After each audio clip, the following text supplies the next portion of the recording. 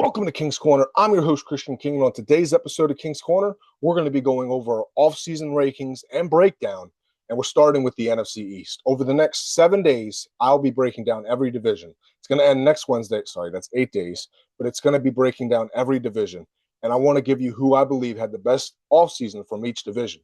But the reason I'm starting with the NFC East is because the division that won is closest to home here, but also the one that has the most fans. You have the Cowboys, the Giants, the Eagles, and the Commanders. Those are 4 teams with massive fan bases and 4 teams who had great off seasons. So this is actually a lot harder than it will be for some divisions where it's a clear-cut bottom and top. But let's get started. We're going to be starting with the New York Giants, who, as you can see right here, I gave him a B-. I love the John Harbaugh hire. I think he's going to start a new culture in New York, but I don't believe he hired the proper coordinator on the offensive side to get it going. The reason I gave him a B- is I love the Denard Wilson defensive hire. I think he's going to do great with the pieces around him. Greg Newsome was a great signing as a corner. I think he's going to come in and solidify that secondary that last year they weren't great, but I also blame that a lot on the old defensive coordinator. I cannot wait to see what this Giants defense looks like. And if they're going to do anything this year, it's going to have to be the catalyst to win games. Matt Nagy is not the coordinator that usually a John Harbaugh would go with. And to me, it felt a little safe, but also boring. Matt Nagy's a pass-first guy, and Harbaugh loves running the ball first. And honestly, I was shocked he didn't go with Greg Roman, who just was fired by his brother. And I know Harbaugh previously fired him in Baltimore, but to start a culture, he's the perfect coordinator, and I thought he'd be great for Jackson Dart. Matt Nagy, I'm not sure how he does for Jackson Dart. He likes to throw the ball a lot more than I care to admit. I wouldn't like a lot from my young offensive quarterback, especially one who loves to run and doesn't know how to slide or get down. The Giants have a great running back room with Cam Skattebo and Tyrone Tracy. And adding Patrick Ricard, I think that's a great running back room as well as a fullback room to get the run game started. The Giants are more than likely going to be a heavy 13 personnel team. That's 3 tight ends, 1 running back. But I'm not sure if it fits what they're trying to do. And the biggest thing for me, this is the biggest reason I have the Giants at B-. I didn't like the Arvell Reese drafting. If you're going to put him at Mike linebacker, you should have drafted Sonny Styles.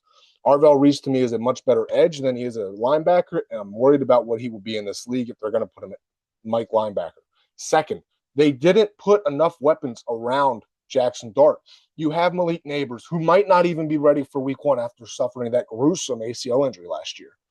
What are you going to be throwing the ball to? Isaiah Likely's good. He's not great. Theo Johnson's good. He's not great. And that's 2 tight ends. Outside, you lost Wan'Dale Robinson, arguably your best receiver.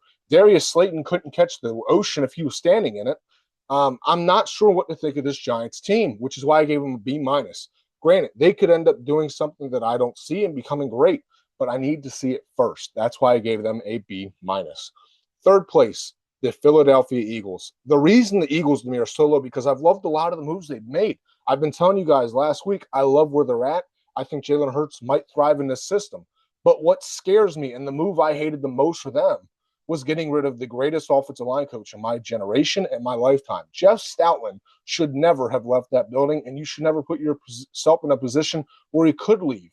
The A.J. Brown trade to me really didn't do much because it was, 1, you already knew he was gone, and 2, they built depth up so much in that room where they have a bunch of these little pieces where they're going to end up coming together and being able to equal what A.J. Brown could have gave them. And I love their second-round pick in Stowers, love the first-round pick in Lemon, and I think the Eagles are going to be heavy 12 personnel, heavy 13 personnel team because I believe Sean Mannion, who comes from Green Bay, also saw what was successful last year in L.A. I'm telling you, there's going to be a big uptick in this 13 personnel across the league after what the Rams did last year. And I believe the Eagles, I know I only gave them a B, but I think they're going to be the one team where by the end of it, you could say, well, they might have had an A- to an A offseason. The reason I can't go there is because I don't trust this new offensive line coach. And Philadelphia has always been a team that it starts and ends in the trenches. If their offensive line isn't good or their defensive line isn't good, the Eagles aren't going to win many games. And I'm just so nervous to see what this offense is going to look like if this offensive line doesn't get up to standard of what it's been the last couple of years.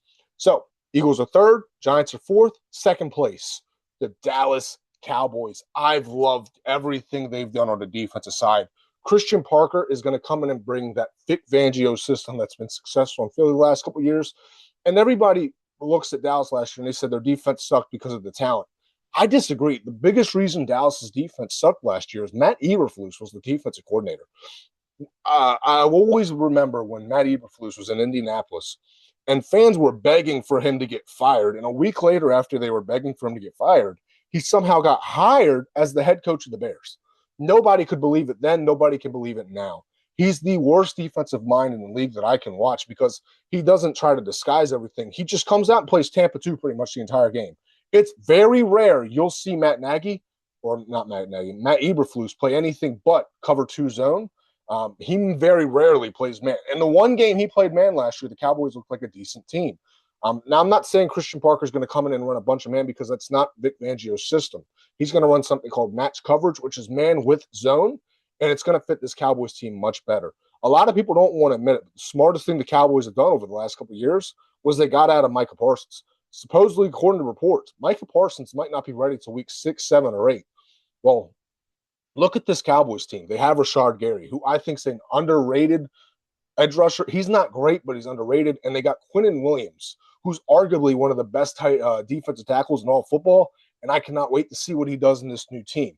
But the reason I gave that Dallas a B plus and not an A minus, an A or an A plus is I don't like what they've done on the offensive side of the ball. I know they've left it alone pretty much for the most part, but I still have a lot of question marks. What if injuries pop up? It's very rare you're going to see Dak or CeeDee Lamb or George Pickens, all three play all 17 again, or CeeDee didn't play all 17 last year, but it's very rare you'll see them stay relatively healthy the entire season again. I hope I'm wrong. I hope they play all 17 games, but this is the NFL. You do get hit every week, and it's very rare that all three of them will stay healthy. Look at Cincinnati. Every year it seems like one of the three of T. Higgins, Joe Burrow, or Jamar Chase are getting hurt, and I just can't trust that for Dallas to happen again. So that's why their depth scares me a little bit, and they're second place. But, of course, that leaves first place. It has to be the Washington Commanders. I mean, look at everything they've done this offseason. My biggest weakness for my own team, because I am a Commanders fan, I've told you guys this, my biggest weakness was we were the oldest team in football. The biggest thing they went out and did was infuse youth, and it's been glorious. When you watch the Washington Commanders this year, you're going to watch a team that's going to fly around and hit you hard. And Dan Quinn, I'm going to put the link in my description because you guys need to see where he's at headspace-wise. Dan Quinn is going to show you what it's like to be a head coach. He's back in the same headspace he was in 2024, and I cannot wait to see it. Dan Quinn preached a message of, 2025 we sucked, and he didn't even touch on injuries. And when a team blames injuries, even if it's a valid injury excuse, they're going to suck because if they don't think they did anything wrong other than they got hurt, you're going to lose games every single year. Dan Quinn told the media, he said, look, the reason we lost games last year was not because we got hurt. It was because it started in the offseason. We did not have our same sense of urgency, and we were not ready to go. They added Odefe Ewe, Kavaylon Chason, Tim Settle. I mean, the biggest weakness the Commanders had outside of youth last year was their defensive line was horrible once George Armstrong went down. The Commanders can arguably say the strength of their teams are the two rooms that were weakest last year on defense, linebacker and a defensive line. I cannot wait to see what they do on those areas of the ball. And they have this great quote that I'm loving. I'm going to start using it on this podcast. A defense is not great because of where they line up. It's where they wind up. And I cannot wait to see what Durante Jones does. And I haven't even touched on the offensive side of the ball. They're going to add Brandon Ayuk. Terry McLaurin, Brandon Ayuk, even if Ayuk hasn't played in 2 years, is a great mesh for each other. They're going to go bounce off each other so well. And David Blau is going to scheme them open. Antonio Williams, watch out, is going to become one of the best rookie receivers in all football because they're going to put him in that Amon-Ra St. Brown slot role, and it fits him perfectly. I cannot wait to see what this Commanders team does this year. Health to Jaden Daniels aside. Even if Jaden Daniels gets hurt, I still believe this team could win 6 or 7 games. If Jaden Daniels stays healthy, which I've already told you I could almost guarantee he will, this team could win 10, 11, even 12 games this year. They haven't won 12 games in a long time. Well, they won 12 games 2024, but they haven't won 12 games in a 3-year span since Joe Gibbs was the coach. It's going to get back to that this year.